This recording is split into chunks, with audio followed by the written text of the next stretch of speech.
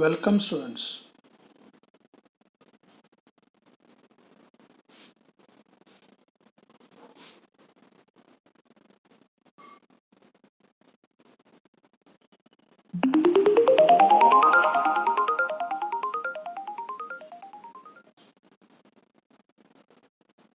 Welcome students to the video lecture on robot technology of subject computer integrated manufacturing.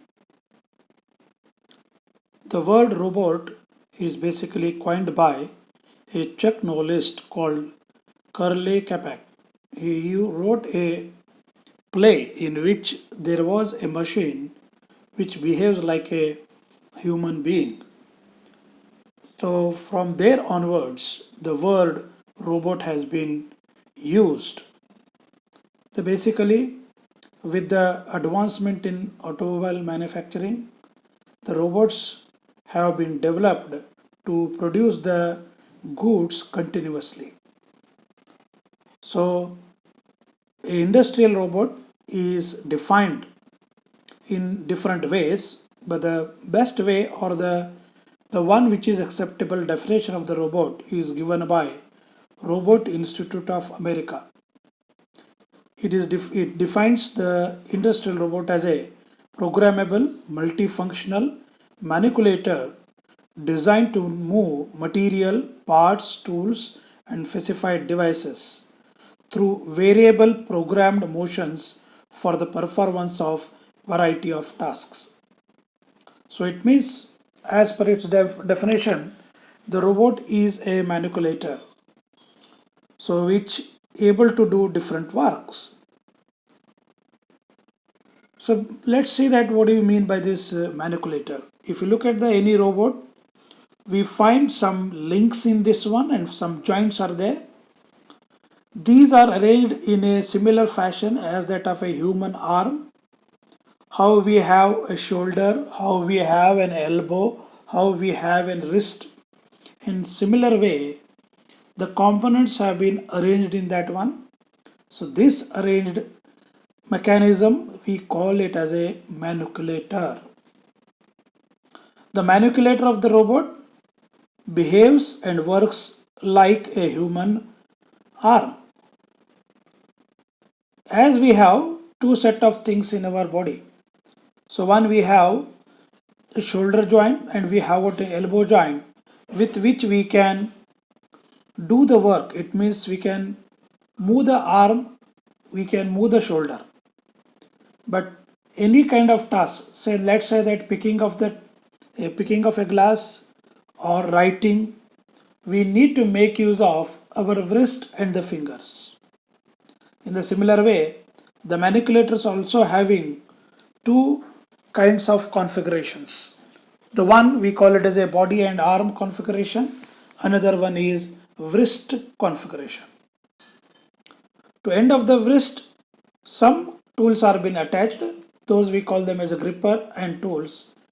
Little bit more about it, we will learn it afterwards.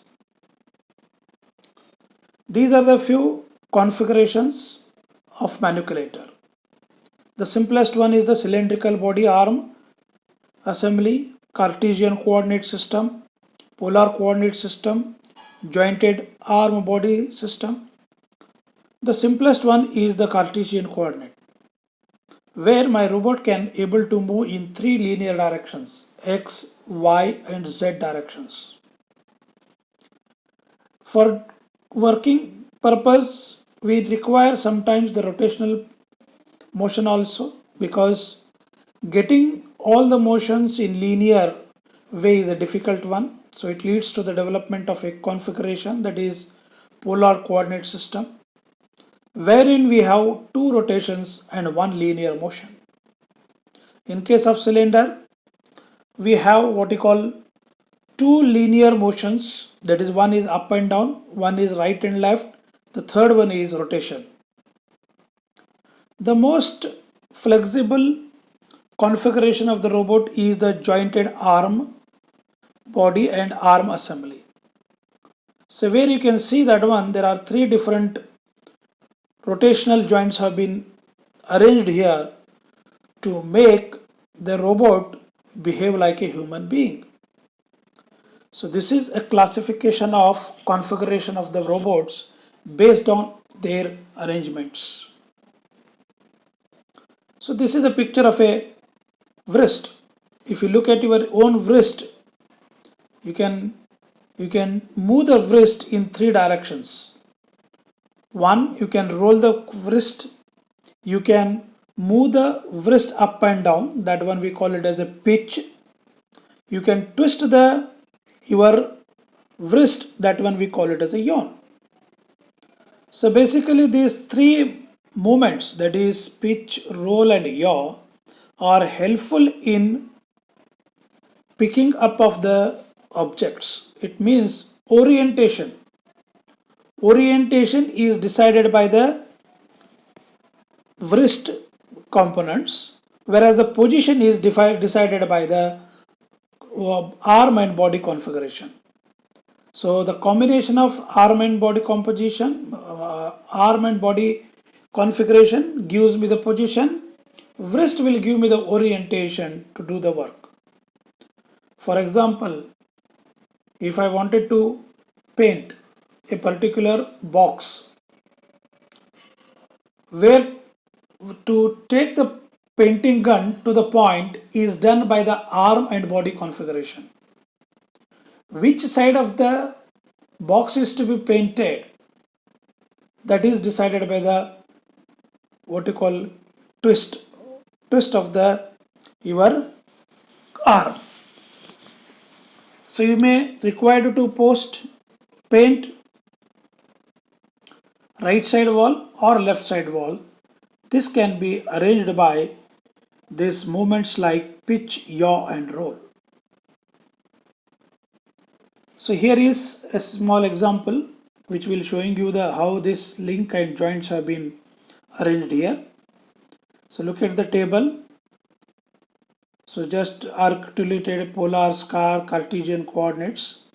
One is called TRRR, TRL, VRO, OOO. So what are these? We will try to learn. Here are the different joints. The first one is the linear joint. The second one is orthogonal type of the joint. The third one is the rotational joint. And the fourth one is twisting joint. And the last one is revolving joints. If you look at these diagrams, they will tell you the relative motion between the two arms which were connected by this kind of joints. If you wanted to have a only linear motion, you can make use of linear joint. Like in Cartesian coordinates, all are having linear joints. If you look at the polar one, so where the movement is with respect to the body in the form of angular. For that purpose, for angular movements, we need to have a joints. So these are some of the types of the joints which we use for configuration. Now you look at this one. If you look at the polar one, that is what it says, that TRL, twisted, rotational and linear one.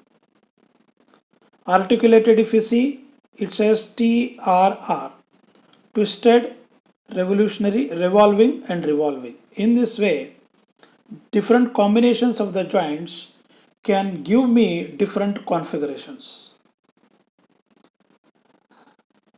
To do any kind of work, we need to have what we call it as an end effector. End effector is not part of the configuration of the robot. It is an extra tool which we have to attach to the wrist of the robot. So if you look at the diagram, you can get very well idea that when these are all the grippers which are meant for picking up of the objects. We may have several variations of this one. These are all mechanical one. So even you can have vacuum grippers, even you can have magnetic grippers, even you can have additive type of the grippers. So depends upon the part to be handled, we can select any kind of the end effector. So end effectors are the one which are going to do the actual work, whereas arm and body configuration will take you to the position. The wrist will provide you the orientation. This is a diagram which shows you the different tools which we can attach to the robot. If you look at a diagram, here we are having two joints. One with one joint which is there between the arm and the body, and one more joint is there between the arm and another arm. So at the end of this one, we can fix up the tools, like drilling tool is there, painting tool is there, gripping tool is there. So in this way, any kind of work we can do it with the help of either using the grippers or the tools. To do the work smoothly, we need to have some sensor to be arranged, is to be there with the robots. We have two varieties of sensors. One we call it as a internal sensor, and second one we call it as a external sensor. Internal sensors are those sensors which will give feedback to the robot control system so that its arm and body moves in a coordinated way. It even checks the movement of the wrist. It means basically these are the feedback devices which are helpful in controlling the movement of the robots. Optical coders, potentiometers, tachometers, these are the examples of internal sensors which are used for controlling the robot. We know robots are used in factories. Robots are supposed to move in the environment of the factory. It means around robot there may be variety of machines may be there, variety of parts may be there. To sense what is there next to the robot and how to behave it, we need to have a sensors which we can communicate with the outside world or the environment. Sensors like proximity sensors, tentacle sensors help robots to do the work. Proximity sensors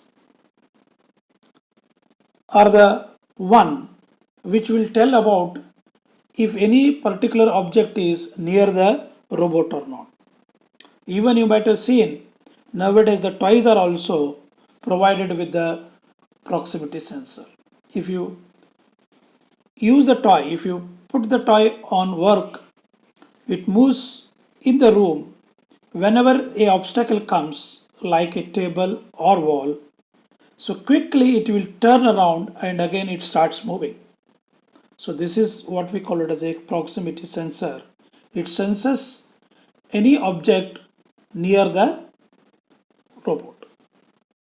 To do the work, we need to have a tentacle, what we call sensors. Again, there are two things are there. One we call it as a touch sensor and another one we call it as a force sensor. Because if we consider the pick and place situation, we need to feel that one when we touch the object, then we need some force to pick it. If the force applied by the robot is not enough, we fail to pick up the object. If the force applied is more, then it may damage the part. So tentacle sensors are two. One we call it as a touch sensor, another one we call it as a force sensors. There are some optical sensors are there, so which are also used as a proximity sensors or to identify the components. The extension of this, what we call it as a machine vision. The machine vision is the one which is used for inspection purposes. It means there will be a camera will be there which will be capturing the image of the components which are coming in. The component is compared with the data which is there already in the robot, If both will matches, then it will accept that particular part. If there is a difference is there, then it will reject the part. For example, say that if the dimensions are concerned or the shapes are concerned, the image captured by the robot is compared with the image which is stored in the computer which is connected to the robot. If both images matches, then the component is accepted, otherwise it is rejected. So machine vision itself is a big subject of the robots. So nowadays all robots are having this kind of system with them. To control the sensor, to control the manipulator, to control the wrist, we need to have a different control system for the robots. There are a variety of control systems are there, but we classify them into limited sequence control, playback with point to point, playback with continuous, and intelligent one. Limited sequence control is the one control system where the capabilities are very simple. It means this control system allows the robots to work in cycles. We cannot modify the robots, nor we can remember or store the memory the movements of the robots so that we can recall it afterwards. A limited flexibility control system, we call it as a limited sequence control. As name says, only it allows to take the tasks in a particular sequence. We cannot manipulate them. If you look at the control system with playback facility, then we can have two things. One, we have a point-to-point control system, and one we have continuous control system. If we take the example of a drilling of a component, so we need to have only point-to-point control. It means drilling operation needs only point to point. It means there won't be any action between the 2 points. The action will only start after reaching the points. So if you consider a milling operation, there this point to point control system doesn't work because cutting requires a continuous motion of the tool. So there we use a control system which has a capability to control the movements in a continuous manner. So the intelligent robots are the one which are having more flexibility compared to the limited and the point to point or the continuous control system. This type of robots, they interact with the environment, they take decisions, and they make computations during the motion cycle. So they are having advanced sensor and machine system with them. So these are the controlling systems which are used for the robots. Thank you for watching the video. I will give you the assignment. Kindly complete the assignment and resubmit on Google Class. Thank you.